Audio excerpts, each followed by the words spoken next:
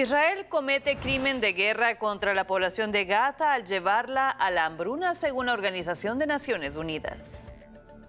La Organización de las Naciones Unidas acusó fuerte y claro a Israel de estar cometiendo un crimen de guerra contra la población de Gaza al privarla de alimentos hasta extremos que han llevado a al menos 210,000 personas a la hambruna en el norte del enclave y que han puesto a más de 1,1 millón de gazatíes en riesgo inminente de sufrir la misma situación. Situación de hambre, inanición y hambruna, consecuencias de las enormes restricciones impuestas por Israel y la entrada de distribución de ayuda humanitaria y bienes comerciales, del desplazamiento de la mayor parte de la población, así como de la destrucción de infraestructuras civiles y vitales. Tanto utilizar el hambre como método de guerra como aplicarlo a toda una población constituyen crímenes de guerra, tras precisar que esto no constituye un dictamen legal que corresponde a los tribunales, sino una evidencia que resulta de lo que establece el derecho humanitario internacional que el Estado de Israel está obligado a respetar. En la víspera de un consorcio internacional de expertos en alimentación y nutrición a cargo de establecer la clasificación integrada de fases de seguridad alimentaria, anunció que se habían reunido todos los elementos que confirman que la hambruna se producirá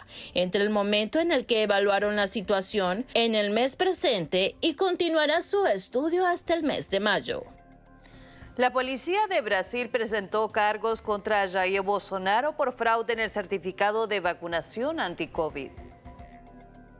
La Policía Federal de Brasil presentó cargos contra el expresidente Jair Bolsonaro por fraude en el certificado de vacunación contra el COVID-19, informaron este martes medios locales. Las autoridades ven indicios de asociación para delinquir y uso de datos falsos dentro del caso que investiga una red ilícita en la que supuestamente participaron militares, asesores políticos y médicos para falsificar cartillas de vacunación que supuestamente benefició a Bolsonaro y a su entorno más próximo. Según la investigación, hubo una trama montada para falsificar cartillas de vacunación anti-COVID con el objetivo de que sus beneficiarios pudieran saltarse las restricciones sanitarias en terceros países durante la pandemia. La policía también señaló en su informe final al antiguo edecán de Bolsonaro, el teniente coronel Mauro Cid, y al diputado federal Gutenberg Reis del Partido Movimiento Democrático Brasileño. Ahora será la Fiscalía que analizará las conclusiones de la policía y decidirá si presenta o no una demanda formal ante la justicia contra Bolsonaro, quien es investigado en otros procesos.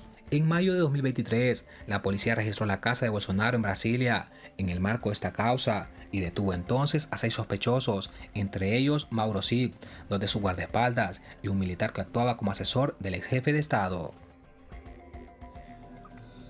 El presidente colombiano Gustavo Petro aseguró este martes que muchos de los que se oponen a la Asamblea Constituyente propuesta por él lo hacen porque son amantes de la gobernanza paramilitar, en referencia a los vínculos de políticos con grupos como las extintas Autodefensas Unidas de Colombia. El jefe de Estado abrió el viernes pasado un inesperado debate sobre la Constitución al proponer la convocatoria de una Asamblea Nacional Constituyente ante la dificultad que tiene para lograr que el Congreso apruebe sus reformas, donde su apoyo ha mermado. Centroamérica en el mundo, comentario de Cercano por Rodrigo Wong Arevalo.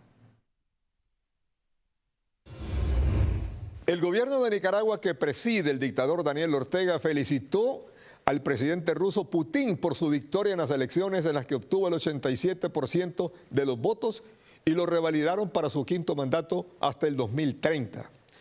En estos tiempos de inestabilidad y violencia en un mundo donde nos hace falta paz, concordia, alegría, buena voluntad, celebramos su triunfo como una contribución a la indispensable estabilidad de la comunidad humana, destacó el dictador sandinista Daniel Ortega en una carta dirigida a Putin.